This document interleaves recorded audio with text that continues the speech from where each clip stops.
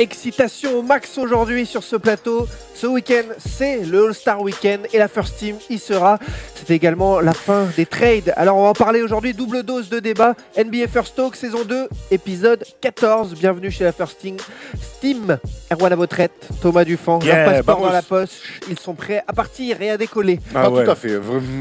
Moi, je suis une raclette prête de partir. Hein. Je vous dis ça, je vous dis rien. Mercredi soir, c'est souvent une raclette de beaucoup de choses. C'est un petit peu le problème de ta vie. Mais tout à fait, c'est ce qu'elle disait toutes. Double dose au programme, double dose de débat aujourd'hui au programme. On va parler des changements aux Lakers, des changements aussi radicaux du côté des Cavs. On prend vos commentaires sur first-team.fr. Le focus, récap de tous les transferts. En bref, on va discuter de ça ensemble. Et puis la NCAA avec le campus break d'Élise Boila qui arrive.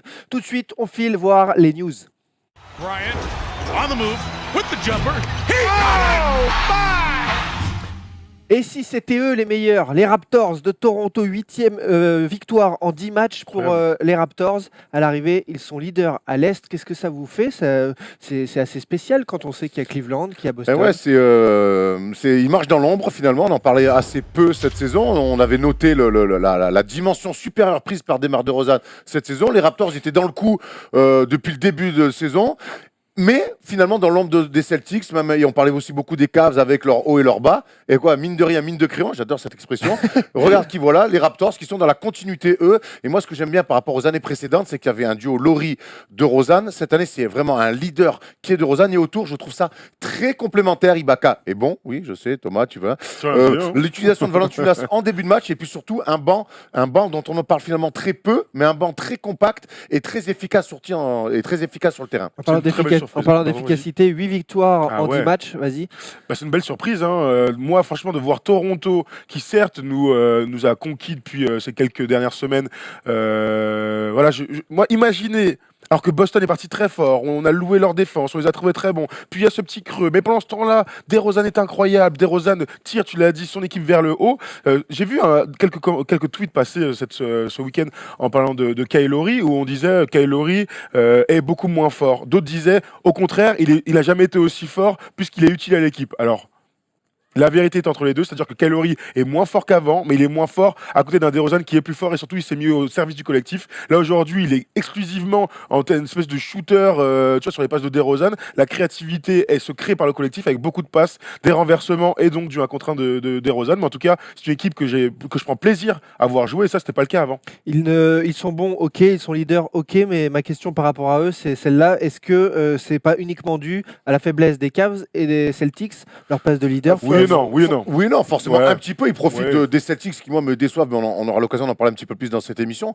Au moment eux aussi, il faut qu'ils se mettent dans la peau d'un leader. C'est pas beau, c'est pas juste bien d'avoir un beau collectif et d'avoir un bon coach. Il faut aussi avoir une attitude de leader, ce que n'ont pas les Celtics. Les Raptors, je voulais aussi noter, moi, on parle de Brad Stevens chez les Celtics, l'évolution de Dwayne Casey, qui était un coach très fermé, très rugueux, avec de la défense, qui est passé son temps à gueuler sur des arbitres et qui se reposait quasiment exclusivement sur ce duo de Lauri DeRozan. Aujourd'hui, c'est pas le cas. Il a ouvert la porte à des mecs, les Siakam, les Potelé plutôt Potel, je sais jamais comment on dit. L'utilisation de Valanciunas, même si c'est réduit en minutes, mais le début de match, chaque fois, ça amène une alternance intéressante. Et puis, je te dis, Van Vliet qui s'éclate, le petit Wright aussi. Moi, je trouve qu'il y a beaucoup de solutions. Et finalement, c'est un jeu beaucoup moins stéréotypé que par le passé. Il y a Masai Ujiri aussi qu'il faut mettre dans le truc parce que c'est là aussi sur le scouting qu'ils sont très surprenants. Là, quand, comment il s'appelle notre ami, le Canadien, le deuxième meneur, le joueur de N3, Erwan, Corey Joseph, qui s'est barré, on s'est dit, mais attends, c'est des malades. Ils vont vraiment laisser Van Vliet et Delon Wright prendre la main derrière Kyle Lowry. Et ben oui, et ça a marché directement.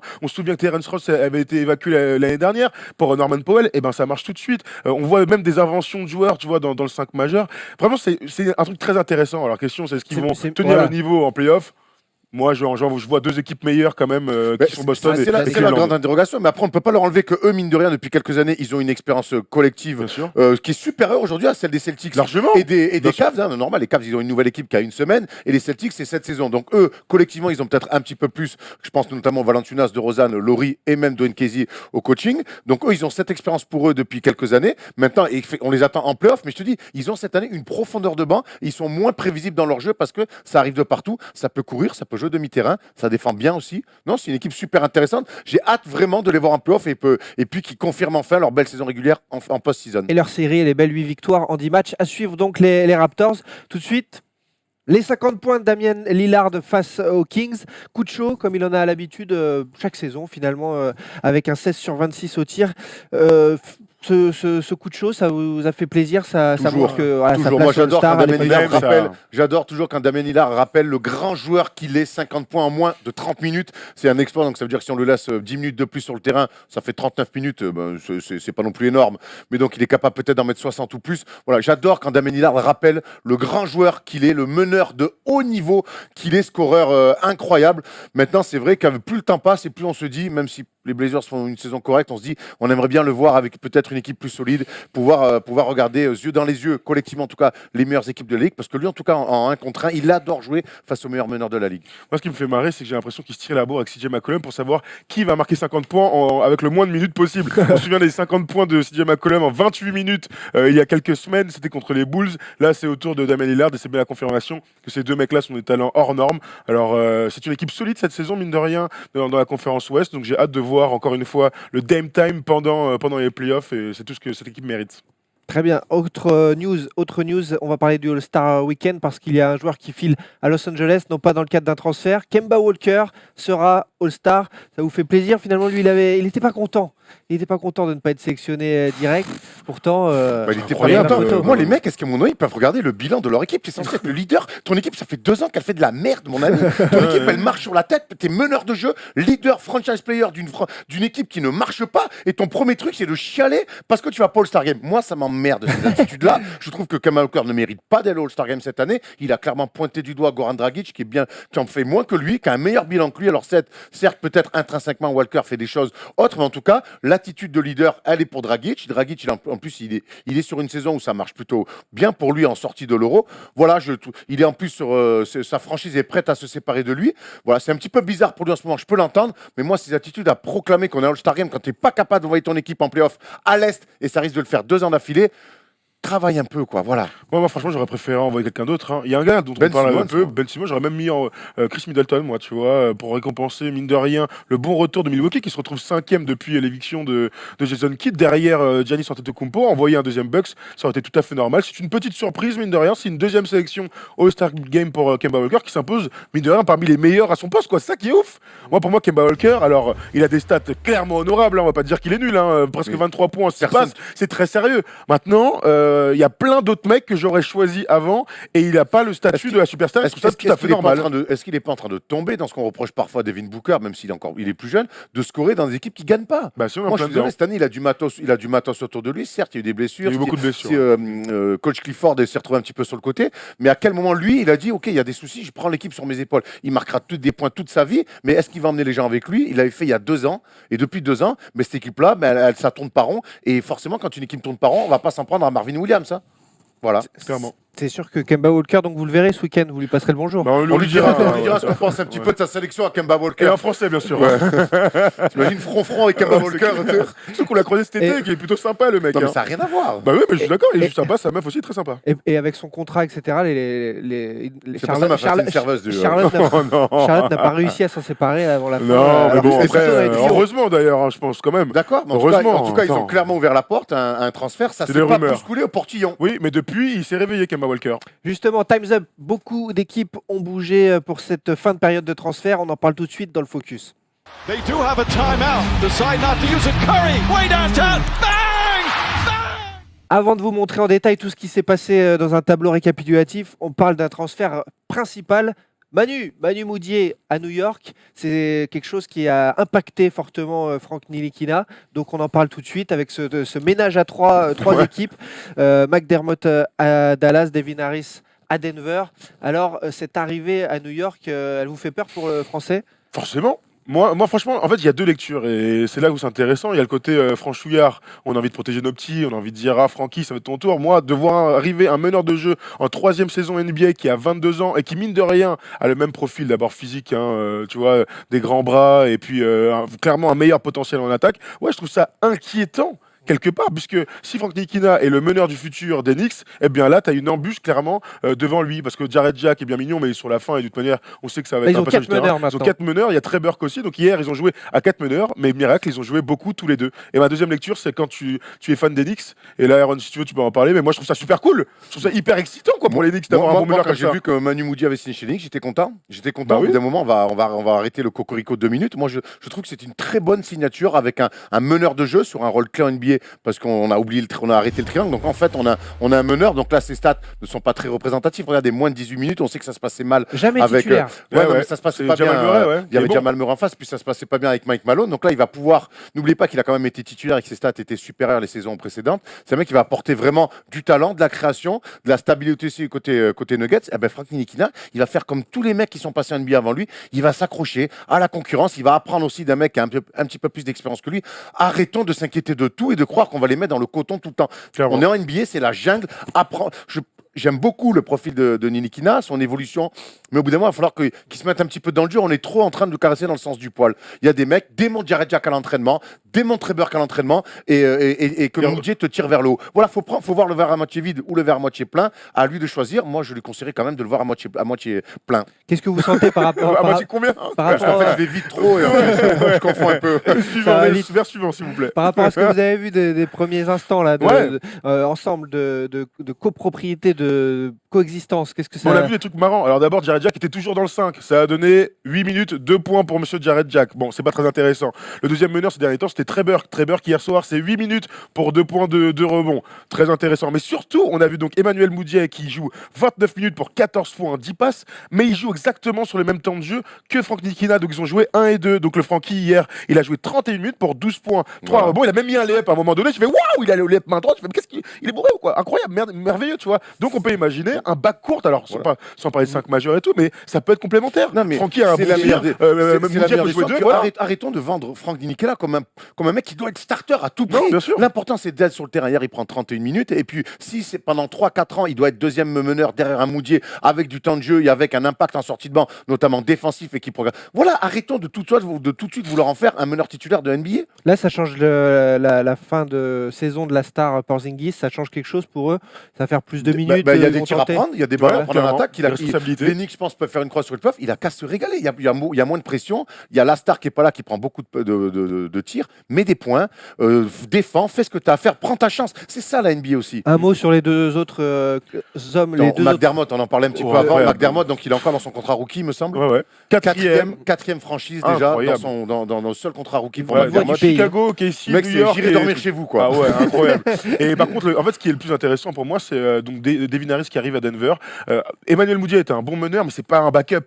Tu vois, c'est quand même un potentiel starter. Et d'arriver avec ce meneur expérimenté qui faisait partie des piliers de Dallas depuis des années, le voir arriver à Denver pour sécuriser un poste derrière Jamal Murray et tout ça, je trouve que c'est une vraie belle acquisition. Alors je vous dis pas qu'il va tout révolutionner, je vous dis que c'est Non. un petit plus pour cette équipe. Mais tu auras un backup d'un mec qui va accepter son rôle, ce qui n'était pas le cas de Moody. Il connaît son rôle. Il fait En pas conflit chier. avec Mike Malone, il va Ouais. pas venir faire Voilà, chier, c'est un exactement. deuxième meneur. En face, il y a la fougue, il y a un peu la folie des fois de Jamal Murray. Et puis je te dis très bien, Devin Harris pour sécuriser, pour mettre de la relance aussi, parce qu'il a encore des cas, notre ami, c'est bien. Très bien. Tout le monde s'y retrouve, c'est le Ouais. bon trade à noter. On a d'autres trades à vous parler. Regardez ce tableau récapitulatif de trades qui ne changeront pas forcément votre vie. À commencer par Elfrid Payton à Phoenix. On a mis Bon. tous les bons trades là. Hein. Ouais, c'est Alors, c'est Elfrid vrai. Payton, Alors, c'est peut-être le plus intéressant de cette petite liste. Elfrid Payton, qui était d'abord d'ailleurs, parce que c'est ça que je voulais dire, mais avant que notre ami Mudiay aille aux Knicks, les Knicks apparemment voulaient Elfrid Payton, mais le Magic voulait en échange Frank Ntilikina. Ils ont dit non, fin de recevoir.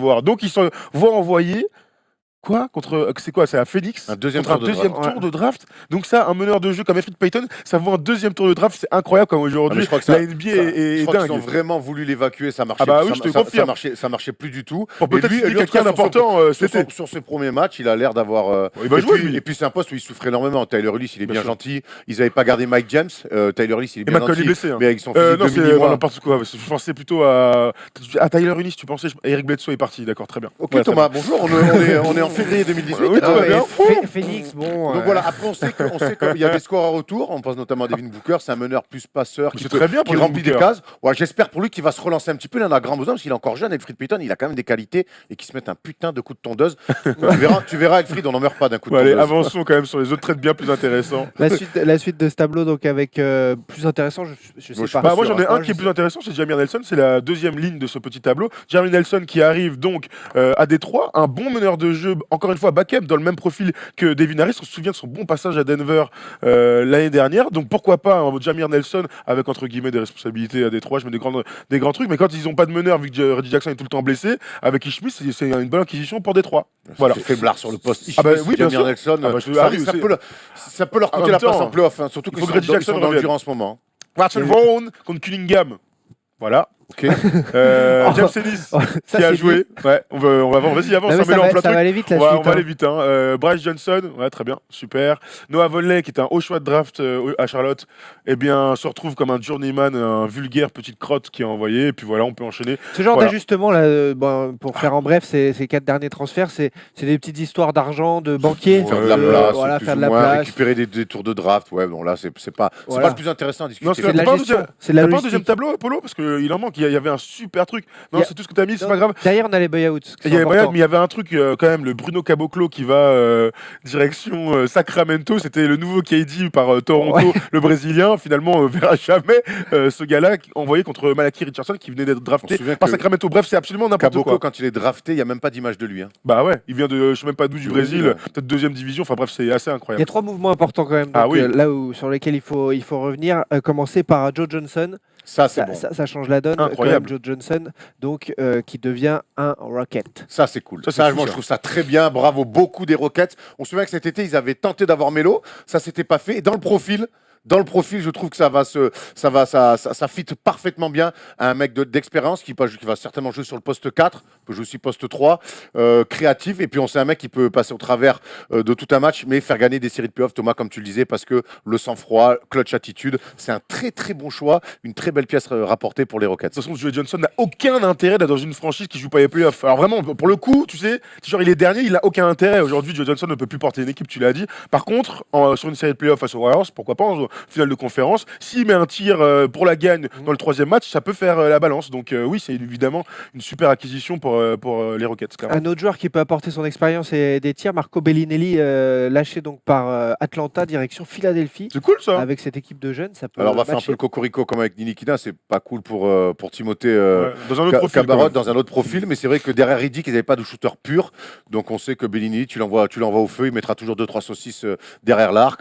Voilà, ça leur fait une option en plus derrière Riddick qui avait été blessé un petit peu Qui est ces derniers blessé, temps. Et quand il est blessé, ben, c'est vrai que dans le profil shooter pur, il manque de monde. Eux, pareil, ils ont en objectif les playoffs. Il leur faut derrière Riddick un mec capable de mettre dedans. Bellinelli qui faisait une bonne saison, il a 11 points de moyenne à Atlanta, donc clairement, c'est un mec qui mérite de jouer dans des meilleures équipes. Et enfin, Oh là là on va en parler dans le débat des Voilà, Cavs, chute libre. mais on doit parler de ce MVP en chute libre, en effet, Incroyable. Derrick Rose, coupé, et donc Par le Jazz, ouais. c'est vrai que c'est terrible ce qui Ah, se passe. Avec toujours, hein, on se rassure pour lui et ses finances, son contrat avec Adidas, Oui, bon, ça, qui va on n'est pas bien. inquiet hein, Et pour Derrick ça. Rose, du coup, voilà. Derrick Rose aujourd'hui est donc en concurrence avec Ramon Sessions coupé par les Knicks pour être possiblement le backup de John Wall à Washington. C'est complètement fou ce qui se passe dans sa carrière. Alors on parle de Thibodeau, d'une arrivée donc à Minnesota pour rejoindre Thibodeau, pour rejoindre Taj Gibson, pour rejoindre Jimmy Butler, bref, pour refaire les Mais il a Bulls encore envie de jouer ou pas 3.0. Bah, je pense que c'est Ça, quand même c'est- sa passion quoi le gars, non? J'espère qu'il a envie de jouer. Parce que là, c'est un peu. Ah, c'est triste, hein. C'est très compliqué. C'est la dépression. Ah, c'est triste. c'est- Hein. Mais il est même pas. c'est- Il a pas d'impact dans le jeu, Je mais crois bon, quand il joue, ça va quoi. C'est Ouais, pas non plus mais le joueur le je plus crois- dégueulasse, je mais il a crois aucun que impact après. C'est hein, ça, c'est compliqué de clair. jouer avec lui. Quoi. Franchement, Ah bah je pense oui. qu'au plus ça va, au plus c'est compliqué de jouer avec lui. Parce qu'en finalement, son jeu, même si les stats sont largement baisses, son jeu n'a pas changé par rapport à ce qu'il faisait à Ah non, c'est Chicago. sûr. Mais aujourd'hui, les mecs, le reste, fait gros, qu'est-ce que tu fais? T'es la 8e option offensive, tu peux pas faire ça. Voilà, et lui, Ah je oui. crois qu'il est pas capable aujourd'hui de faire autre chose. Donc c'est très compliqué, sachant qu'il défensivement, il est plus qu'il était. Enfin, je sais pas, honnêtement, Derrick Rose, je suis, peu importe Minnesota ou Wizards, je le signe pas. Je te le dis d'entrée. Ouais, c'est clair. Malakoff, On est 3, tu le prends? Je sais pas. Ah, On mec, en parle- ça remonte après avec D-Rose, gros. Là, le choix, là, par exemple, aux Wizards, non, c'est quelque chose que tu. Ils vont avoir besoin de ça, d'un mais mec non, qui rentre fou là et tout. Non, mais qu'il aille rejoindre ses potes là avec Thibodeau et tout. Non, mais franchement, Ouais. moi je lui souhaite ça. Au moment où peut-être qu'il va retrouver le goût de Moi, honnêtement, jouer et tout ça. Et puis dans une bonne équipe, quoi. Je suis tellement fatigué de parler de D-Rose. D-Rose, te rends compte, quand on avait commencé sur Dailymotion, on nous demandait déjà après sa blessure est-ce qu'il va revenir, est-ce qu'il va revenir. J'en peux plus de parler de D-Rose en fait. Bon, il reviendra pas alors. Non, Ça, Là, il reviendra c'est pas. pas- Non, ça, il reviendra plus à son niveau Ça, il reviendra de. pas. c'est sûr. Ça, on a la réponse. Bon, quand on file droit vers la catastrophe, on chamboule tout, on refait une équipe, on repart à zéro. C'est ce qui s'est passé du côté des Cavs. Et puis, qu'est-ce qui s'est passé du côté des Lakers qui se sont mis dans cette danse? On en parle tout de suite dans un double débat. Wow, here we go. Uh-oh. He went right over Bryant.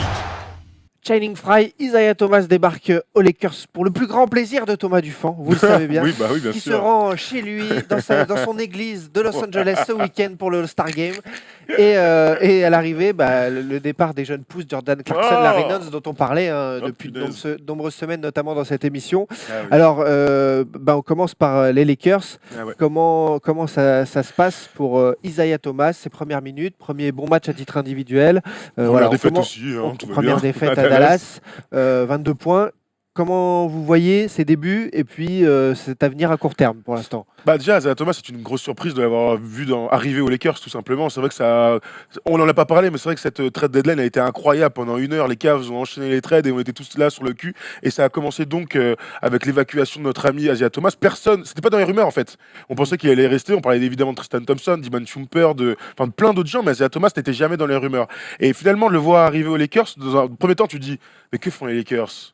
Il y a Lonzo Ball, c'est lui le projet, donc c'est très bizarre. Mais en fait, très rapidement, tu comprends qu'il est en fin de contrat, que Channing Frye est en fin de contrat lui aussi, 7 millions la saison pour le vieux Channing Frye, qui récupère aussi un choix de draft, bon, top 3 protégé, mais des Cavs, donc du coup, ils vont pouvoir drafter les Lakers. Donc, tu te retrouves dans une situation hyper confortable pour les Lakers, d'un point de vue global. Maintenant, Isaiah Thomas qui arrive aux Lakers, je sais pas, ça me fait bizarre, quoi, qu'il soit 6e homme sur le banc, Comment on c'est tellement passe chelou. d'une immense star NBA Ouais, il y a un an, potentiel MVP, leader incontestable, à dégage, va aux Ouais, c'est Lakers. fou. Il y a un voilà. trade, il y a une blessure, une grave Grave blessure. ça à la hanche, bien sûr. Et il y a un trade. Moi, je pense qu'Isaiah Thomas, il y a un an, on en parlait. Tu dis, il finit top 5 au vote de MVP la saison dernière. Il marche sur l'eau avec un collectif autour de lui, avec un coach où tout tournait autour de lui. Et puis, il y a cette blessure. Puis, il arrive aux Cavs où c'est pas coaché de la même manière, où la star, c'est plus lui. Et je crois qu'il a eu énormément de mal à s'adapter à ça. Et puis, on a vu ces énormes lacunes défensives parce que l'année dernière, les Smart, les Bradley compensaient énormément. À Cleveland, il n'y a personne qui a compensé pour lui. Je te confirme. Donc, je pense l'année dernière, il montait très haut, mais peut-être trop par rapport à ce qu'il vaut vraiment. Et lui, il a eu du mal aussi à redescendre sur terre. On l'a vu, des attitudes à Cleveland, lui demande des ballons. LeBron, attends, il était frustré et tout. Moi, j'ai pas compris aussi, lui, comment il est arrivé à Cleveland dans l'attitude. Les déclarations aussi en conférence de presse ou après entraînement, c'était aussi, il montrait bien que ça lui plaisait pas. Il se retrouve aujourd'hui chez les Lakers. Donc voilà comment ça se fait, comment en un an, tout peut être chamboulé parce que M. Irving a voulu partir au final. Ouais, mais ce qui est fou, tu sais, il regrette pas, je pense, hein, même si hier soir, c'est un peu compliqué. Mais c'est vrai que, tu sais, quand tu penses à Isaiah Thomas, il y a tout du syndrome revanchard, là. Tu sais, je suis trimballé, je sais que j'ai du talent, je vais vous le prouver, j'ai jamais l'opportunité. Et quand j'ai l'opportunité de briller dans une des plus belles franchises de tous les temps, vous me transférez comme ça, c'est incompréhensible. Et c'est vrai que quand tu te mets à sa place, tu te dis, waouh, ça doit être tellement dur à vivre. Alors, sans parler de son cas personnel, de cette sa l'année dernière, qui était un moment incroyable émotionnellement. Mais voilà, c'est quand même un gars de grand talent. Et je suis persuadé que personne ne va lui donner de contrat max. Mais Parce que c'est ça aussi la question. moi, je reste persuadé Même si que ça c'était une aussi. petite équipe, et on pourrait parler d'Orlando, moi si j'étais Orlando, j'essaierais de le signer, mais par exemple à 20-25 millions la saison, mais pas plus, pas 30-35 millions comme ce serait possible. On se retrouve dans une situation où le gars a énormément de talent, mais c'est un imbus quoi. Alors 1m75 pour la vie normale, et ben écoute, c'est dans la moyenne française, mais quand tu as une NBA, t'es dans la mouise mon gars. Et lui, clairement, les lacunes sont complètement rédhibitoires. Et c'est là que c'est un peu injuste et un peu dur pour lui parce qu'il était monté très haut. Il aurait largement pu fort l'année prétendre. dernière, incroyable. Il aurait largement pu prétendre à un contrat maximum, mais en un an, il s'est passé toutes ces concours de circonstances. Aujourd'hui, exactement, moi, une équipe qui va lui filer le max, j'y crois pas une seconde. Et même si Magic Johnson a loué l'arrivée de Isaiah Thomas en disant qu'il allait amener de l'expérience, moi je le vois pas rester chez les Lakers. Voilà, on voit ce bon vieux Magic. On a besoin de quelqu'un qui arrive pour devenir le leader de notre équipe, bien entendu. Au final, le plus important n'est pas de commencer les matchs, c'est d'avoir beaucoup de minutes. Et Isaiah Thomas va avoir beaucoup de temps de jeu. Tu m'étonnes. Vu qu'ils vont pas en playoff, ils vont tout bazarder. Et donc ils vont lui filer son petit temps de jeu à notre ami. Mais c'est normal. avec Lonzo Ball, Ingram qui est une bonne option aussi sur le poste de meneur, les Lakers se sont fait du cap, c'est pas pour filer le max à Isaiah Thomas, clairement. Ça veut dire que là, pour les fans des Lakers qui l'apprécient, profitez-en 3 mois et puis de toute façon, Ouais, voilà. c'est terminé. C'est ça. le choix. Mais même ce qui est dingue, c'est qu'à court terme, on puisse se poser des questions sur le fait qu'il soit 6e homme ou pas. C'est fou parce que, alors il se passait 2 trucs, c'est que lui, il arrive en disant, moi j'ai envie de jouer des minutes et j'ai envie d'être titulaire. Mec, enfin moi j'ai De toute beaucoup façon, de il a respect pour Isaiah toujours Thomas, eu c'est normal. des réactions de stars. quoi. Mais moi qui le dise par exemple à son coach, tu vois, dans l'entretien préalable aux minutes jouées, je peux comprendre qu'il dise j'ai envie d'être meneur, tu vois. Là en plus Lonzo Ball est blessé, vas-y mets-moi à la mettre. Le gars il va lui répondre mais mec Lonzo Ball c'est notre futur star, c'est lui le projet. Donc on va pas te foutre à la main alors que dans 3 mois on va te dégager, tu vois ce que je veux dire. Rappelle-moi son âge, Forcément. Isaiah Thomas. Il a 29 ans, il a 30 ans cette année. Donc non mais il a assez de talent pour être titulaire dans la plupart des équipes NBA. Le gros problème c'est que les Lakers ont une stratégie aujourd'hui qui est de faire jouer les jeunes, donc Lonzo Ball quand il va revenir de blessure, et donc cet été de tenter de signer un gros mec. On a posé la question sur Twitter. Ouais, par rapport à la stratégie des Lakers, on a des commentaires vas-y. aussi. Ouais, on a des commentaires, mais attends, je Alors. vais juste dire un truc parce que moi ça m'a clairement étonné, je vous le dis sincèrement. On a mis un sondage sur Twitter. Qui doit être titulaire aux Lakers, Lonzo Ball ou Isaiah Thomas? Ouais. J'étais persuadé que les gens allaient mettre Lonzo Ball, tu vois. Et ben non, 2/3 des gens, sur plus de 3000 votants, ont choisi Isaiah Thomas. Tu vois, c'est incroyable ce qu'il y a dans l'imaginaire aujourd'hui des gens. Tout le monde pense à lui en tant que joueur de Boston où il était très fort, mais aujourd'hui la stratégie des Lakers doit être Lonzo Ball, clairement. Alors, on voit les commentaires justement par rapport à la stratégie des Lakers sur firstteam.fr. Est-ce qu'il est condamné c'est ça la question. Voilà. Est-ce que Isaiah Thomas est condamné de rester que 3 mois, de partir cet été? Il se demande pourquoi ne pas le garder. Tu mets Paul George Mais avec non. lui et moi je suis très content. Après, c'est clair que si on le garde, est-ce qu'on le met titulaire ou remplaçant Mais derrière non. Lonzo? Moi, je le laisserai en Mais 6e non. homme personnellement. Alors, Alors, est-ce que les Lakers peuvent se On permettre se souvient d'avoir que son début de carrière, son début de carrière à Sacramento, c'était un 6e homme. Et même il était dans le 5 aussi. Voilà, Après, d'accord, mais il a commencé 6e homme et c'est comme ça qu'il s'est créé. Donc il est capable d'avoir ce rôle-là. Mais aujourd'hui, il va être trop gourmand financièrement. Souvenez-vous quand même, l'année dernière, il y a un système défensif. Et d'ailleurs, il s'est barré de Boston. C'est pas pour rien que Boston est devenu la meilleure défense de la ligue aussi. L'année dernière, il fallait faire tout un système défensif pour cacher ses lacunes. À Cleveland, où ils n'ont pas les mêmes coachs, on a vu quand il joue Westbrook et tout, il se fait poster et tout, il se fait casser la gueule. Donc aujourd'hui, reconstruire une équipe avec un rôle majeur comme ça, comme avec Isaiah Thomas, qui va avoir 30 ans, je n'y crois pas une seconde. Les Lakers n'ont aucun intérêt à le garder. Ou alors lui dit, moi j'ai envie d'écrire aux Lakers d'avoir un rôle, un rôle moins, pas de star, et je prends que 20 millions la saison. C'est déjà trop. Et c'est déjà trop, 15 millions, mais ça, il le fera jamais, puisqu'il Ouais, va ouais. prendre 25 ou 20. Mais moi, pas une seconde, je peux imaginer ça. Et puis, foutez-moi Lonzo Ball sur le terrain, même s'il ne marquera jamais 28 points sur une Pas saison. grave, fera autre chose. Mais c'est l'avenir, quoi. Le mec Fera a autre 30 chose. piges.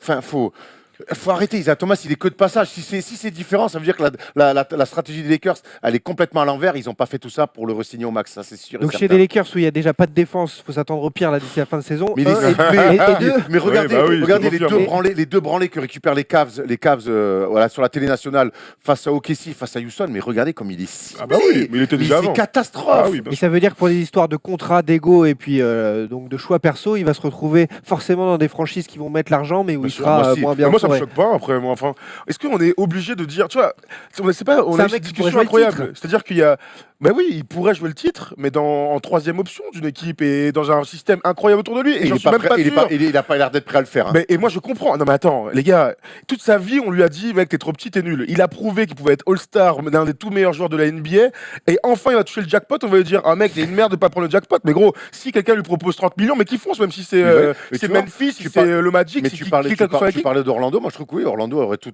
intérêt Mais moi- à aller là-dessus. Mais moi, je suis sûr qu'Orlando va lui proposer un contrat à 25 millions, 75 millions sur 3 ans, avec la dernière année partiellement garantie.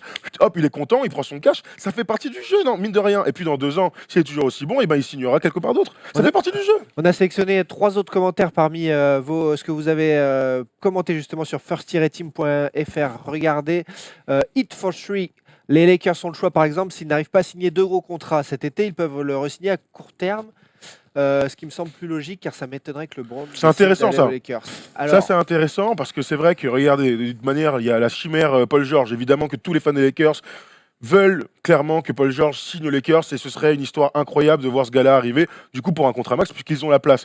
On pourrait très bien imaginer les Lakers proposer à Isaiah Thomas une saison à 25-30 millions en 1+1 et l'été prochain le dégager en espérant signer quelqu'un d'autre. Alors c'est risqué mais au moins tu as forcément une chance de t'en séparer dans un an. Donc c'est pas non plus et la puis t'as une pire équipe cohérente, le du pire coup, truc. t'as Ouais, non, vraiment- mais ça c'est Voilà. pas incohérent non plus mais après c'est toujours pareil, 6e homme, faut qu'il accepte, faut gagner des matchs tout de suite. Bref, tu rentres Enfin, dans un il y a des processus mecs qui doivent compliqué. se développer autour quand même, et tu les connais aussi bien que moi. Donc les Ingram, Bam, les balls et tout. Moi, je suis pas sûr que ce mec-là, il aide à ce développement-là des jeunes. Donc, moi, j'y crois pas. Moi, il faut qu'il aille ailleurs, prendre son cash, que faire des bisbis. Comme tu dis, moi, Orlando, je trouve que ce serait la situation, la franchise parfaite pour lui. Mais non, ils l'ont récupéré parce que pour faire du cap. Si tu le récupères pour faire du cap, c'est même pas masqué. C'est pas pour le re-signer même une saison. Et ce serait plutôt, on va enchaîner les commentaires, mais ce serait plutôt une star cette année, une star l'année prochaine, de cette intersaison. Écoute, ils ont la place, ils ont 70 à 80 millions de cap, alors il faudra dégager Brook Lopez, Caldwell Pope, Asia Thomas, Channing Frye, Corey Brewer qui a un contrat à 7 millions, c'est incroyable.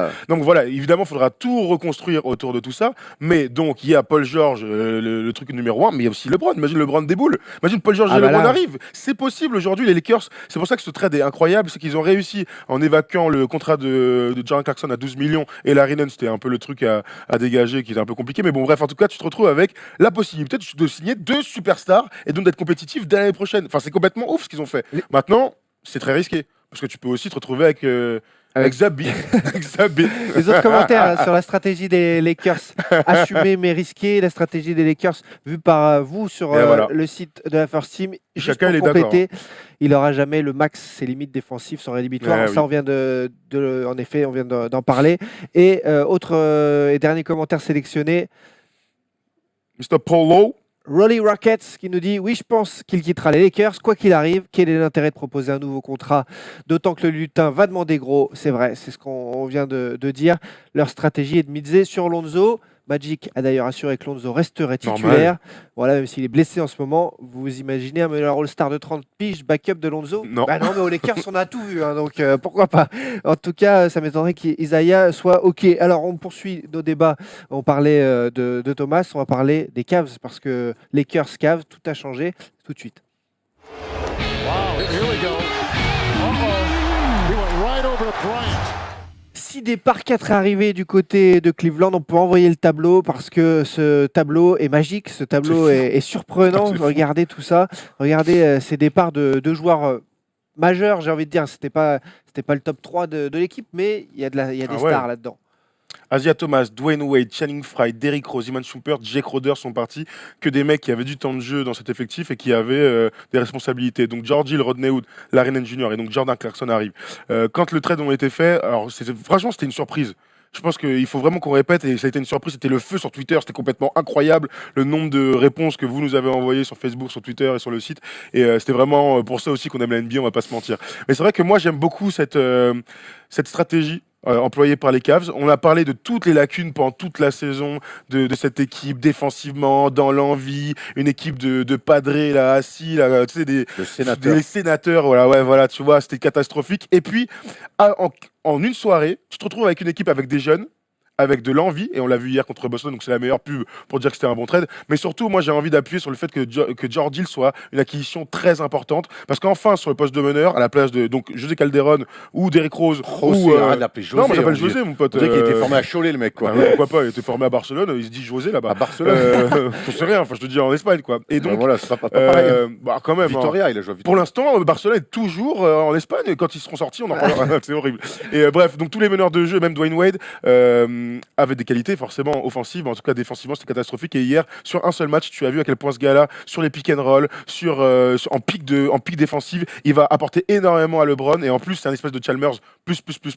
Bon shooter, fort défenseur, qui n'a pas besoin de la balle pour vivre. Sur le match d'hier, qui était assez particulier, clairement. C'est la stratégie dont tu parles, c'est stratégie terre brûlée. On brûle tout, on repart à zéro au mois de février. Les résultats depuis 2018, les déclarations, on parlait d'Isaiah Thomas, de LeBron James, c'était, on l'a dit la semaine dernière, d'ailleurs c'était d'où notre titre et c'est moi qui l'avais proposé, les Cavs sont-ils déjà morts? C'est le feu, c'était le bordel incroyable dans le vestiaire, ça pointait les gens du doigt, il y avait des mecs qui balançaient à des journalistes, c'était le bordel. Et là, pour le coup, les GM des Cavs ont fait on fait des choses plutôt intéressantes, plutôt bien pensées d'ailleurs, et ça s'est vu tout de suite avec la victoire à Boston, où on a retrouvé le sourire. Donc voilà, maintenant, est-ce que moi, c'est George Hill et Rodney Hood qui vont changer, insupportable le micro, c'est George Hill et Rodney Hood qui vont changer vraiment complètement la face des Cavs? Je suis pas sûr. Pourquoi pas? On va retrouver un George Hill dans le rôle, qu'il avait à Indiana. On se souvient que c'était bien, mais que ça avait aussi des limites. Bon là, il a pas le Paul George, il a LeBron James. Et puis surtout, j'espère que Boston, au bout d'un moment, ils vont arrêter de chier dans leur froc et de se dire qu'on on a quand même un avantage déjà au niveau du bilan et que ces mecs-là, on doit les jouer les yeux dans les yeux et pas avoir la peur de LeBron James comme hier ils ont eu. Hier, ils ont déjoué totalement. Ah, mais hier Boston a été nul. Ils prennent moins Boston a 22 été nul, bien sûr. et on les a pas reconnus. Non mais attends, ils ont été nuls, mais par contre moi je vais pas enlever les nouvelles qualités dans ce changement d'effectif de Cleveland. Je vous ai dit, moi franchement, avant le match, je me disais putain il va se passer un truc. C'est-à-dire que tu récupères donc des joueurs défensivement intéressants et de l'envie. Ce qui me rendait fou dans l'équipe de Cleveland jusque-là, c'est qu'ils se rebattaient les couilles. On l'a dit contre Houston, c'était incroyable. Contre KC, c'était encore pire pour moi. Où tu te dis tu encaisses 148 points à la maison, tout le monde s'en bat les couilles. Il y avait que des vieux, tout le monde était au bout du roulax. Là, tu ramènes des mecs qui ont envie de jouer. Genre Clarkson, c'est pas le meilleur joueur du monde. Par contre, ce gars-là, quand il est sur le terrain, il voudra toujours défoncer le mec qui est en face. Alors, il sera jamais All-Star, mais c'est un bon joueur. Rodney Hood, il fait une bonne saison en tant que 6e homme à Utah. On connaît ses qualités. Et à côté de LeBron, imagine tous les espaces. Moi, je dis pas qu'ils vont changer la phase de la franchise. Par contre, ils sont meilleurs qu'avant. Ils vont pas battre les Warriors, mais ils sont meilleurs qu'avant. Non, mais c'est déjà énorme. Non, ils sont meilleurs. C'est plus hiérarchisé. Déjà, il y a moins de divas. Les mecs sont contents d'être là. On l'a vu en tout cas sur le premier match. Et ça, c'est un énorme changement. Maintenant, moi, je reste persuadé que collectivement, même sur l'effectif, les Celtics ont de quoi faire bégayer, voire éliminer même les Cavs. Maintenant, il va falloir qu'ils jouent comme une équipe qui est capable d'éliminer LeBron James, ce que personne n'a fait, et pas des mecs qui chient dans leur benne comme ils ont fait hier. Parce que moi, hier, les Celtics m'ont vraiment gonflé. Mais c'est pas le débat. Par contre, je trouve que ce qu'ont fait les Cavs, c'est intéressant. Il y a des mecs déjà qui sont contents d'être là et qui ont retrouvé la banane. Et déjà, ça suffit quand t'as un mec comme LeBron James, juste être content d'être avec lui, des fois, ça peut suffire en finale. En parlant de stratégie intéressante, on va voir les contrats qui sont arrivés donc du côté de Cleveland. Le contrat de Jordan Clarkson à 12,5 millions par an donc en 2020 avec la Renounce. C'est ce contrat à 19 millions de George Hill. Vous en pensez quoi? George Hill, ça reste cher, hein. C'est pas grave. C'est pas grave parce que là, il y a la lecture à court terme, tu viens de le dire. Donc, c'est-à-dire qu'avec ses arrivées, tu peux imaginer qu'ils tapent Boston. Alors qu'il y a une semaine, on se disait, oh, ils vont pas le faire, ils sont catastrophiques. Là, à court terme, il y a moyen. Et puis, à moyen terme, imaginez que LeBron se barre. Alors, la franchise va descendre clairement de 5 trucs. Mais t'as des vétérans. Contre, t'as des vétérans et t'as des jeunes, quoi. Et puis, il y a le tour de draft. Je rappelle qu'ils ont toujours gardé le tour de draft des Nets. Exactement. Donc, ils pourraient, pourquoi pas, choper un top 3, top 5 lors de la prochaine draft. Exactement. Donc, ça veut dire que quand même, à moyen terme, avec possiblement le départ de LeBron, tu as des joueurs qui pourront jouer l'année prochaine. Tu auras toujours Kevin Love, autour duquel, c'est mieux en français, autour duquel tu pourras reconstruire un effectif. Tu ne seras pas si dégueulasse que si tu avais gardé tous les vieux avant. Tu vois, à moyen terme, c'est bien. C'est vrai qu'en une semaine, ils ont déjà éteint l'incendie dans la franchise, ce qui est déjà énorme. Tout le monde a l'air content d'être là. Ça aussi, c'est énorme par rapport à ce qu'on a vu les dernières semaines. Voilà, maintenant, les mecs sont contents. Ils ont fait un match avec LeBron. Ils ont gagné à Boston très bien. On sait que LeBron aussi, ça peut être une essoreuse à jouer et que les mecs peuvent aussi vite se rendre compte. On verra. En tout cas, voilà, ils ont dans les bureaux, ils ont fait ce qu'il fallait pour éteindre l'incendie. C'était la priorité. Ce n'est qu'un match et en effet, moi, ce qui m'a choqué en voyant par rapport au départ, Jake Crowder, Thomas, les premières déclarations en arrivant, c'est moi, le seul but, c'est de reprendre du plaisir. Ça veut dire qu'ils se faisaient chier à un point dans cette franchise qui a décidé de tout changer. Et à l'arrivée, ma question quand même par rapport à eux, c'est Rodney Hood, c'est pas un grand défenseur. Non. Ils non plus. Le problème, c'est George Hill, fort défenseur. Bon défenseur. George Hill, défenseur sérieux. Si. Mais après, regarde, là où je comprends ce que tu veux dire. Maintenant, c'est des profils qui peuvent défendre. Moi, ce que je veux dire, c'est que la base du problème des Cavs, c'était la défense. Ouais, mais moi, je pense sincèrement que ça va changer. Alors, ils ont un système défensif qui est cata aujourd'hui. On pensait que Tristan Thompson allait partir. On pensait que J.R. Smith allait partir. C'est les mecs, comme par hasard, qui ont le même agent que LeBron. Ils sont restés. Moi, je dis que George Hill, c'est un vrai défenseur. Que Rodney Hood, je te dis pas que c'est un bon défenseur. Par contre, il a le physique pour défendre. Genre Clarkson, il a le physique pour défendre. Et si t'as l'envie, mon gars, tu peux tout. Il vient du temps en plus. Il vient d'Utah, donc il sait faire le minima. Parce qu'avec Quinn Snyder, mon gars, si tu défends Peanuts, tu jouais pas. Donc il sait faire les minima. Et puis peut-être que les mecs vont être portés aussi par le fait de se dire hey, c'est peut-être la chance de ma vie de jouer une finale NBA. Bien sûr. J'ai vu un truc super intéressant, je voulais vous en parler. Max Kellerman, qui est avec Stephen A. Smith dans First Take, il a sorti une théorie. Vous me dites ce que vous en pensez dans les commentaires. Mais il parlait de Dwayne Wade. Donc Dwayne Wade est parti, ça aussi c'était une surprise incroyable. Retour à Miami, on est content pour lui. En plus, on le verra dans un mois. Mais surtout, il disait que malgré lui, Dwayne Wade était un énorme problème pour les Cavs. Pourquoi ? Parce qu'il est venu pour LeBron. LeBron et Dwayne sont des amis, c'est des frères. Et en fait, ils ont eu l'impression qu'ils se sont complètement isolés du reste du vestiaire. Parce que dès qu'il voulait parler à un gars, c'était à son pote Dwayne Wade, plutôt que d'avoir ce côté fédérateur qu'il a toujours dans sa carrière. Et donc le fait qu'il se barre, eh bien LeBron va se retrouver, comme il a toujours été avant ça, au centre du vestiaire pour fédérer. C'est pas con. C'est pas con, mais LeBron a 33 ans, il fait encore des délires. Mon pote, tu me dis ça, je trouve que ça se tient.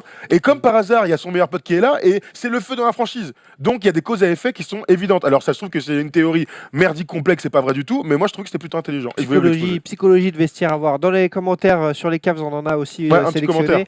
Regardez ce que vous nous mettez, Jérôme. Un signe fort. C'est le Quand match je dis d'hier. Cleveland gagne par sa défense, ce n'est pas un signe envoyé, c'est tout simplement une révolution. Attendons de voir dans le temps, mais si Cleveland réussit son pari de défendre enfin, quand on connaît la capacité de LeBron à dominer le jeu offensif, on pourrait presque rêver un vrai duel Golden State Rockets contre Cleveland. Ne nous enflammons pas. En effet, ce n'était qu'un match. C'est bien résumé. Voilà, en effet. Après, pour moi, c'est plus qu'un match. Pour moi, c'est plus qu'un Ah, match. moi Et c'est en ça que Cleveland, mine de rien, ils ont envoyé un message clair et que les Celtics, je te dis, c'est plus qu'un match hier. Il y avait dur. Ouais, on est les nouveaux Cavs. On débarque chez vous. Vous allez voir. Et les autres, qu'est-ce qu'ils sont fait Ils ont déjoué comme jamais. bégayé, quand ils même. ont Ah, bégayé. comme jamais. Et Ils pour ont moi, déjoué c'est plus comme qu'un match. jamais. Et psychologiquement, quelque part, les Cavs hier, ils ont repris le envoyé dessus. un message. Alors que Ils ont repris le dessus. si les Celtics leur avaient livré un vrai combat et voire se serait imposé, il y aurait eu, on aura besoin de temps et tout. Là, clairement, en plus des bons trades qu'ils ont fait, ils vont gagner facilement chez les Celtics. Donc clairement, hier soir, entre les trades et le match hier soir, les Cavs mais sont 100% gagnants. Erwan, Et les Celtics se sont mis des doutes un petit peu tout seuls. Souvent, quand on parle de quelque chose en bien le lundi dans ce Ah, first ça, talk, c'est sûr. derrière, c'est différent. Thomas, hier- son premier match, on l'a encensé Bah en oui, disant bien sûr. c'est top à Cleveland. Donc moi, j'ai quand même des doutes, surtout quand on voit Boston hier, qui fait que de shooter de Ils ont loin. été horribles. Ils ont fait n'importe quoi. Non mais voilà, après c'est là où évidemment le temps nous dira. Ce qui est cool, c'est qu'il y a un bon All-Star break pour pouvoir d'abord se reposer, parce que là ils commencent tous à être cramés, surtout à Boston. Et donc il y a quand même pas mal de trucs qui vont revenir dans la tête. Moi je suis curieux de voir comment les Celtics vont aborder, tu vois, une série playoff face à LeBron. C'est là finalement qu'on les attend. Là j'ai aussi cette impression que quelque part peut-être qu'ils ont repris le dessus, mais vraiment sur des trucs. En fait on s'en fout de ces matchs-là. Ce qui compte ça va être les Non, entames mais de série au-delà playoff. de la hiérarchie, c'est la manière. C'est la Oui, mais manière. bon, ça peut arriver. Ils auraient pu perdre de 5 points. Ouais, mais Là, regarde, c'est la manière. Ouais, regarde, mais- Cleveland a perdu il y a un mois contre Houston, on les a défoncés. Moi je dis que là, comme ça, et Enfin, moi je dis toujours la même chose. C'est pas pareil. Toutes les bonnes équipes sont à enfin les moyennes équipes là, elles sont à un trade de devenir des superbes équipes. Et ben là, avec LeBron, ils étaient à 3 trades certes, mais devenir une très bonne équipe. Et moi je suis persuadé que ça va être une très bonne équipe. Non, mais oui, moi aussi, j'en doute pas. Oui, mais moi, avant, moi, j'avais je des reste- doutes. Je pense qu'intrinsèquement, les Celtics n'ont rien à leur envier, peuvent dans leur tête de se dire on va les taper. Et moi hier quand je les vois aborder les matchs comme ça, je me dis non, vous êtes encore des victimes, vous attendez que LeBron arrête sa carrière ou se barre à l'est, à l'ouest pour aller en finale. Et moi j'en ai marre de voir des équipes de l'est comme ça subir et ne pas arriver à lui dire on va te rentrer dedans. Voilà. À suivre donc, voir si on leur porte chance ou malchance comme d'habitude le lundi. Après, entre ce qu'on dit et ce qui se passe ensuite, parfois, il y a des choses un peu bizarres. Aujourd'hui, on parle NCAA comme d'habitude. C'est l'heure d'Élise Boila qui va nous parler du Fab Five.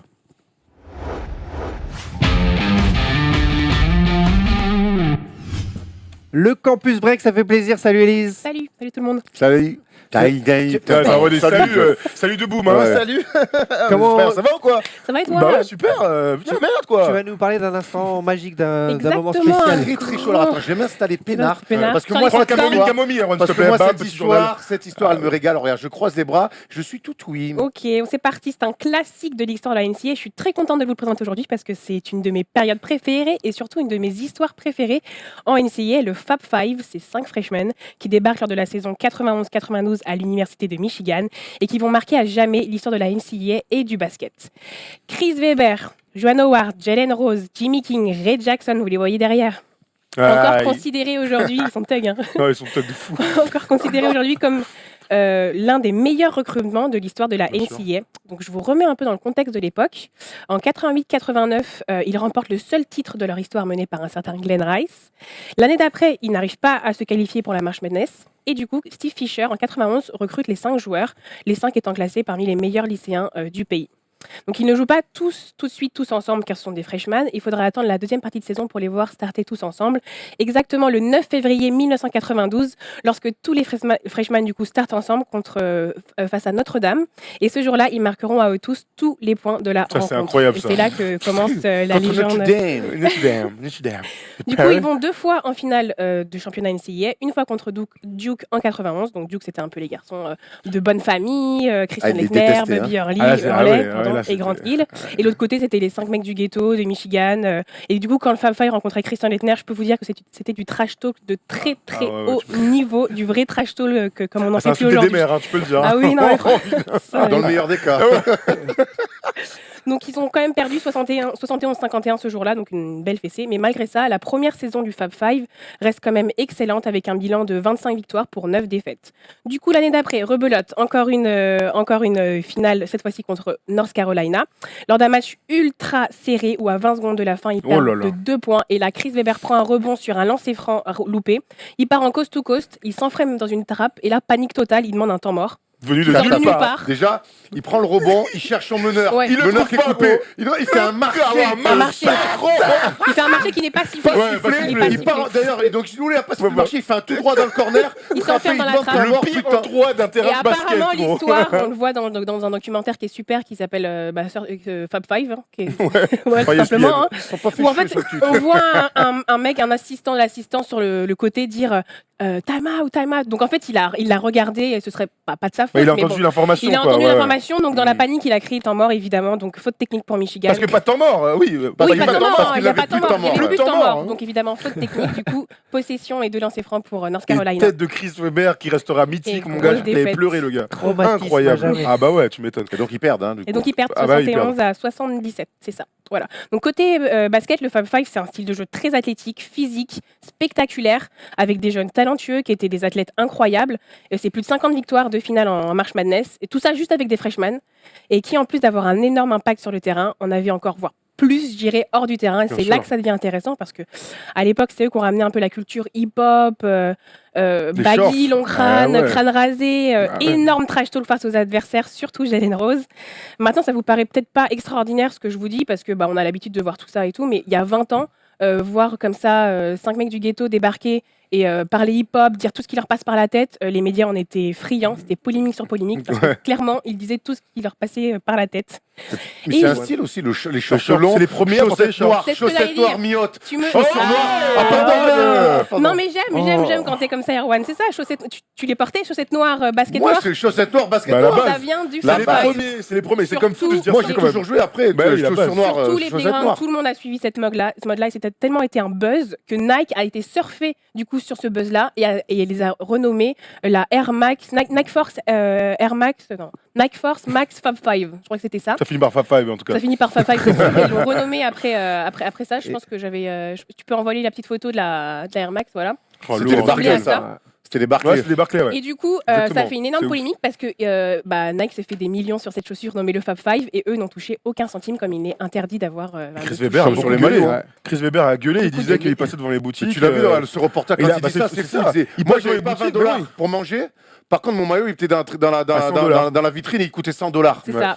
Ouais, c'est incroyable. Du coup, Et le ils problème, sont- 25 ans après, est toujours toujours le le même. même. toujours le même. C'est Toujours toujours, le même. Ah, c'est toujours vrai le que même, hein, toujours le même. Ah, ouais. Suite à ça, ils ont pu essayer de polémiquer, de boycotter plutôt Nike en mettant un t-shirt noir sans Michigan, sans le signe Nike, pour essayer de faire ce qu'ils pouvaient à leur façon. Mais ils ont vu qu'ils étaient pas assez forts. Bah, je crois que tu peux rien faire contre C'est ça. les manias de Nike. Ah, ou de la je NCAA, crois tu peux rien que- faire, tu bah, suis les du coup, règles et c'est tout. Hein. Chris Weber, derrière, il signait pas chez Nike pour NBA, il jouait avec les Dada. Tu te souviens des Dada Tu te souviens des Dada ou pas C'est pas le Carmelo meilleur s'ils move. avaient les C'est trucs pas qui le meilleur avaient- move de sa carrière. Oh là là, c'était dégueulasse, mon gars, ces chaussures. Du coup, ça avait un énorme impact sur le monde du basket, mais pas que, dans le monde de la musique, sur la culture afro-américaine. C'était des célébrités, en plus d'être des joueurs de basket. Tout le monde savait qui était le Fab Five dans tous les milieux. Tout le monde pouvait nommer le starting five par cœur. Mais par contre, pour nommer le starting five des équipes qui les ont battus en finale, comme Duke ou North Carolina, c'était pas la même chose du coup. C'est vrai. Bon, malheureusement, la belle histoire se finit quand même par un scandale. Il en faut quand même Bien un sûr. un scandale de pot de vin oui, versé forcément. par les joueurs. Versé aux joueurs, ce qui est complètement interdit par la NCAA. Et du coup, une enquête menée par la NCAA. Enfin, un pot de le vin, c'est interdit de FBI, partout. Ouais, Oui. et dans le sport en général. Ouais, ou même dans les affaires. Et dans les affaires, Après, c'est quand vrai, t'appelles c'est ça un vrai. pot de vin, c'est que t'es dans C'est l'illégalité. déjà une illégalité, c'est vrai. Ce qui prouve, donc une enquête de la NCAA et du FBI, toujours le FBI, toujours là sur les bons coups, hein, Ouais, c'est clair. qui prouvera que de nombreux joueurs passés par Michigan dans les années 80-90 ont touché du coup de l'argent par un blanchisseur d'argent et que Chris Webber, malheureusement, aurait touché plus de $600 000. Ah, ils pouvaient se l'acheter. Ah ce ouais, maillot. voilà. Après, c'est ça qui est fou. C'est hein. ça. Donc C'est il, fou, ne quand nie- il aura toujours nié pendant l'enquête et pendant le procès qu'il aurait touché de l'argent à proprement parler. Il parlera de cadeaux, mais bon, c'est quand même. Oui, oui, oui. Il a Ah, refait une avec Galen Rose, hein. Cadillac. Ouais, du coup, ce scandale pénalise largement la fac. Hein. Tout le palmarès de l'époque a été supprimé, annulé par la NCAA, que ce soit les participations au Final Four ou les titres individuels qu'aurait gagné Chris Webber, qu'il a très très mal pris, qui n'apparaît pas justement dans le documentaire et qui a été en froid pendant des années avec tout le groupe. Maintenant, apparemment, ça c'est Après, je sais Avec pas. l'âge. Avec Jalen Rose, je crois que c'est toujours un C'est un peu peu. Bah, parce moyen, qu'il ouais. Il lui en veut un peu, en fait. il niera toute sa vie que. Jalen Rose qu'il a dira, tué. nous on était des frères et tout, et lui il a joué un peu perso sur la fin. Voilà, C'est comme ça. dans tous les groupes de rock, quoi. Voilà, c'est les C'est Beatles. ça. J'espère Et, qu'on finira jamais comme ça, Thomas. Du coup, entre-temps, vous le savez, ils ont tous eu des carrières en NBA, sauf Ray Jackson. Et aujourd'hui, vous pouvez voir Jalen Rose, consultant sur ESPN, Excellent. Ouais. Chris Weber sur TNT, Excellent Joan aussi. Howard, assistant coach du Miami Heat, Toujours. et Jimmy King et Ray Jackson, qui eux, coach en high school. Incroyable. Très belle histoire. Quelle histoire. Essayez sur Amazon, parce que je crois que c'est dur de le trouver sur YouTube. C'est Mais très il y a dur ce de Fab trouver, 5 ouais. 40 for C'est le 30. ESPN, le reportage ESPN le plus téléchargé de l'histoire. Ouais, Tu m'étonnes. Vraiment, ça me- Incroyable. incroyable reportage. Ouais. Et tu disais que du coup, donc ils n'ont pas été tous en NBA. Non. Et, J'étais vrai. et donc, ça n'a pas créé de tension. Il n'y en a pas un qui avait eu la Non, mort. Qui a... bah non, Ouais, après, ouais. Bon, c'est évidemment, ça, après, hein. tu sais qui est plus fort que Bah toi. oui, hein. Ouais, Chris c'est Weber ça, était ouais, carrément mais- plus fort de l'équipe. Bien Donc, sûr, C'est lui mais- qui est parti en premier d'ailleurs. bien sûr, premier choix de la draft. Premier choix de la draft. Ouais. Contre Penny Hardaway ensuite à Orlando, bien sûr. Bravo, c'était très très belle histoire. C'est une bonne à histoire, raconter. ça, on aime. On aime histoire. bien revenir là, sur ces. Ah sur oui. ces Allez trucs voir la forts. tête de Chris Weber quand il demande son Ah talent, ouais. c'est toujours marrant. Le marché pas sifflé. Ah ouais. Ouais. Il fait une course de lévrier, Je mon pense gars. qu'entre le penalty hier, pas sifflé à Fekir et le marché de Chris Weber, on tient là les deux plus gros scandales du sport. Hein. Maxwell Cornet, si tu nous écoutes, hein, évidemment. Ouais, j'espère, il doit avoir la tête sous l'eau là. Élise, une question de la semaine. Une petite question. Allez, vas-y. Allez, je ne vais pas vous faire le qui a été drafté quand et tout parce que je sais que vous êtes très très chaud là-dessus. Alors, le Fab Five détenait le record avec 4 joueurs sélectionnés au McDonald's All-American, ce qui est le All-Star Game des lycéens, recrutés sur la même saison. Donc Jalen Rose, Chris Weber, Joan Howard et Jimmy King. Depuis, quelle équipe a bâti ce record avec 6 joueurs sélectionnés pour le McDonald's All-Americans? Kentucky, Quelle année? Wow. Et 2012. quel joueur? 2012.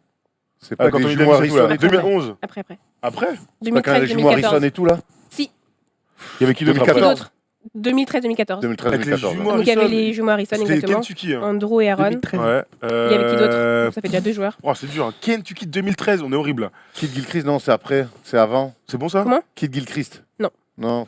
2013, putain, c'est dur. Vas-y, envoie des trucs. Il joue Je- où maintenant Les- Ah, du Strandel, bah Julius ouais, Randle. du Ah ouais. tellement. Juste Je sais pas, vas-y, dis ensuite. Dakari Johnson, Johnson. bien sûr. et un gars qui a entoué aux Sixers en ce moment. James Young. James Young, Oh. c'est vrai, Marcus c'est Lee. dur. Voilà, c'est bien, ils ont Bravo. pas tous percé. Hein. Marcus Lee qui joue toujours à Cal. Hein.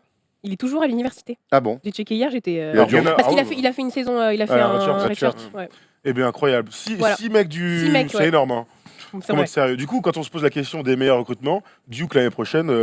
Duke l'année prochaine. fera gros partie recrutement, ouais. des meilleurs trucs. On espère qu'ils auront la même histoire Il y a que Fab Zion, Five. Zion Williamson et c'est ça. Ouais, Zion Williamson et d'autres amis là. R.J. dont tu Barrett. parles. Ah oui, Barrett. R.J. Barrett, Le le fameux. Canadien. Ça va être incroyable en tout cas. J'espère qu'eux aussi vont mettre des chaussures roses pour, Non, mais là, pour maintenant, c'est lancer vraiment- une mode. Tu sais que la mode revient maintenant, short un peu plus court là, Kelly Ah bah, Oubre bien Junior, sûr. tout ça et On tout, en a plein là, maintenant. Jalen Ah oui. Brown. Ouais, les échauffements de James Harden en caleçon, gros, j'arrête pas. Hein. Ce sera peut-être justement dans nos All-Stars, pas All-Stars. Tout à fait. And Michael has the ball, again guarded by Sean Marion. The fadeaway.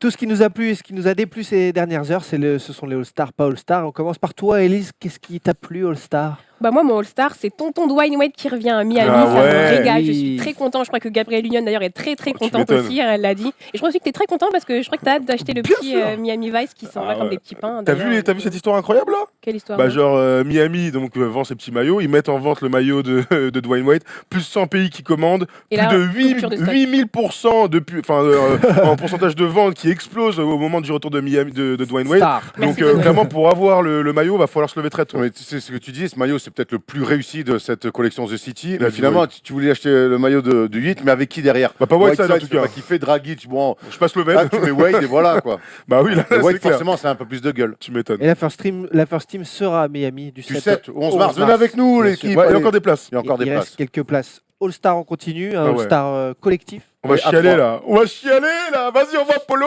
Il a fallu attendre la fin du match Ah ouais, entre Boston et Cleveland pour voir ça. incroyable. Mr. Paul Pierce. Et bravo aux Celtics hein, qui ont fait un bel honneur hier pendant le match. Hein. Moi, ils ont failli faire moins 34, c'était moins pour le 34, ça a été parfait. Bravo les mecs. Hein. Donc Paul Pierce a donc son maillot retiré au toit du TD Garden de Boston. Un joueur incroyable. Et c'est cool parce que, tu vois, c'est ce qu'on dit toujours, c'est pas le meilleur de sa génération, puisque je pense qu'il est derrière Kobe, T-Mac, même Allen Iverson. Mais lui, il a été champion face aux Lakers. Moi, il m'a bien fait chier. Quand il revient avec le fauteuil là, Quand tu vas dans le fauteuil, je pouvais le brûler. Je pense que Paul Pierce derrière T-Mac, tu vas prendre des commentaires, mon ami, Ouais. tu vas te faire découper en C'est pas rondelles. grave, sur le talent, moi je pense que Paul Pierce c'était moins fort. Par contre, il a une bien meilleure carrière. Ah Il oui. n'y a pas de problème, il sera au Hall of Fame tous les jours et il a regardé tout le monde les yeux dans les yeux. Et là, quand tu regardes les tributes de sa carrière, mon gars, le Ouais. T-jeu sur Larrington, franchement, Ouais, quand tu lui parles et tout. gros, il est incroyable. Et celui-là. sur En Ron playoff. Artest, quand tu lui baisses le short, Ouais, sur Ron ouais, Artest, ouais, tu lui baisses le short et tout. C'est le même match. Et il a dit que c'est des moments, il a ça. dit que ce moment au TD Garden c'était plus fort que être au Hall of Fame NBA. Ouais, Parce c'est ce que, qu'il dit, tu ah, connais. voilà, c'est de la com, mais c'était fort. Le C'était fait fort, qu'il ouais. l'ait pas fait à la mi-temps comme d'habitude.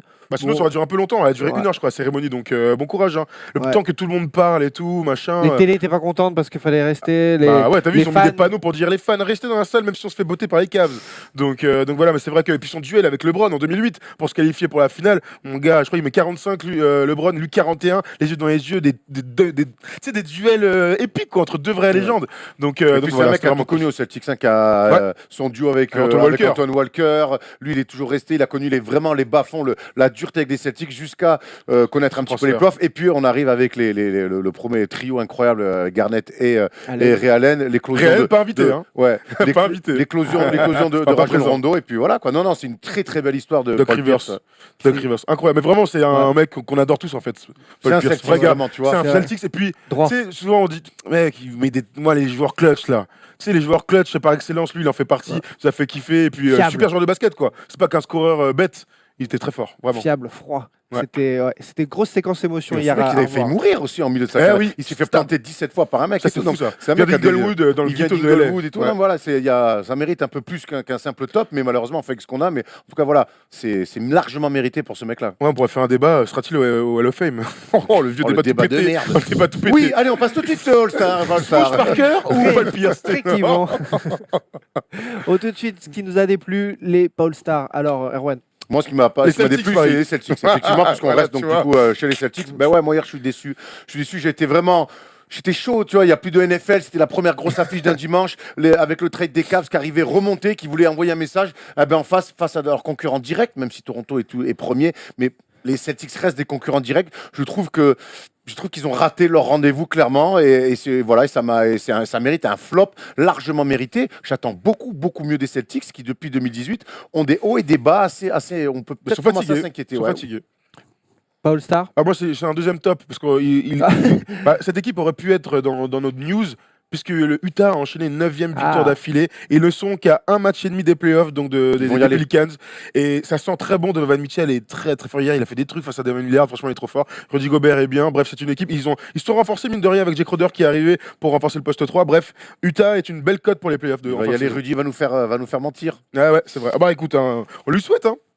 Et toi, Elise, t'as sélectionné. Moi, j'ai regardé un peu et je voulais taper sur les Suns, mais bon, j'ai pas le droit. alors. Ouais, les Suns, Du coup, j'ai choisi. T'as pas le les- droit. T'as les- pas le droit. j'ai le T'as pas le droit, droit. j'ai le droit, Ça tape j'ai le sur droit, tout le monde j'ai ici. le droit, Ah j'ai le ouais, droit. c'est clair. Moi, je vais taper sur les Kings, moi, qui je trouve qu'ils font pas grand chose depuis quelques années. Ils font même n'importe quoi. Ils ont déjà coupé Papa Janis qu'ils ont drafté il y a 2 ans. Ça, c'est fou, ça. Et il n'y a aucune superstar dans leur roster, alors qu'à chaque fois, ils draftent dans la loterie. Quoi. Donc, super bilan de 17 victoires pour 37 Il va y avoir des défaites, comptes à rendre le père Divac à un moment donné. Hein, parce que souviens-toi, quand il draft de Marcus Cousins, il dit donnez-moi 2 ans. mais ouais. C'est pas Non, passé une cata. grand-chose depuis. Hein. Les fans des Kings diront qu'il faut leur laisser du temps. Ça fait 20 ans, les gars. C'est ça. On aurait déjà plus 15 ans, 15 ans. Bah, ouais, mais ça fait On n'est pas à longtemps, 5 quoi. ans près, de toute façon, quand on était dans la merde depuis aussi longtemps. Et enfin, Paul Star, moi, vous y serez, vous nous raconterez, vous Bien nous direz sûr. tout ça dans le vlog de lundi, mardi prochain consacré au All-Star Weekend. J'ai un peu peur pour le concours de dunk. Toujours, il se passe des choses. Et là, je me demande bien ce qu'ils vont pouvoir inventer cette année. Ah bah oui. Un nom, Là, Donovan Mitchell. Hein. bah oui, Bah il ouais. remplace Aaron Gordon. J'avais hâte de voir Gordon quand même. Mm. Donc, j'ai hâte de voir ce qu'ils vont nous proposer parce que. C'est toujours pile ou face. Après Ouais. Donovan Mitchell, moi j'ai vraiment envie de le voir. Après, j'ai l'impression que c'est un dunker de match. Dunker impressionnant mieux, hein. match. Et on va voir. De toute façon, le All-Star Game, le concours de dunk au All-Star Game, c'est quand on s'y attend pas qu'on a des concours extraordinaires. mieux. Donc si on suit ton truc, Tant on mieux risque alors. d'avoir de la merde. Ah non, merde. Bon, bah, on Mais verra je m'en ça. fous, En moi, tout peu cas. importe le concours de dunk, ce sera mon premier en live. Autant te dire que. Comment, Régalade. man? Avec le nombre de bières qu'on aurait bu, bien sûr qu'on serait heureux d'être là. Je sais pas de quoi tu parles. Ah je vais bah faire de gin toast, tu préfères. un- Non, pardon, d'eau. un Sprite, De Virgin un Morito. Sprite 0%, très bien. On va se régaler et on verra ça en vidéo très vite et dans les stories aussi. Je pense que ça Ouais, il y va, a moyen, ouais. ça va c'est régaler Snapchat et Instagram. La suite, ce sont bien sûr les remerciements. Bien sûr, avant de Remercie. partir à Los Angeles, on va remercier des gens, la régie, comme d'habitude, et puis on va remplacer Steve Colter, qui était le frère de Patrick. de Patrick, hein, pour les fans du PSG des années 90. Donc il y en a un qui a joué au PSG et l'autre. Et puis Joe Klein qui, lui, pareil, avait un frère, mais qui était plutôt dans la mode. Ah, Calvin. Oh, comme ça. on l'avait, Calvin Klein, non. T'avais pas mieux là. Non, j'avais pas mieux. La Si, preuve. t'as un truc là, je sens que t'as Non, un truc non, là. j'ai- Klein. Non, mais alors s'il avait un truc, il cligne de l'œil. Ah, j'ai déménagé ce week-end. Merde, m'emmerdez pas. Allez, merci de nous avoir suivis comme d'habitude. On remercie Jeudi, le vlog de Londres. Sully, Ah Tom. ouais. Jeudi, Jeudi, pas le vlog de d'émission, le Londres. vlog de Londres. Pas de First Day Show. Il y aura la classe foot vendredi. Il y aura ensuite à suivre les tribulations à Los Angeles. Oh ouais. Lundi prochain, pas de First Talk, mais le vlog Los Angeles. Et puis Je suis ensuite, pas on sûr. prend... Hein. Je suis pas sûr que lundi on ait un vlog Los Non, mais en Angeles. décalage Alors horaire. qu'on revient, Guillaume, notre cadreur, a pas du tout kiffé ton annonce. on Mardi, revient mercredi de Los Angeles. Je pense pas que lundi il y aura un des truc. choses. Il y aura des choses. Ouais, il y aura des trucs promis, jurés.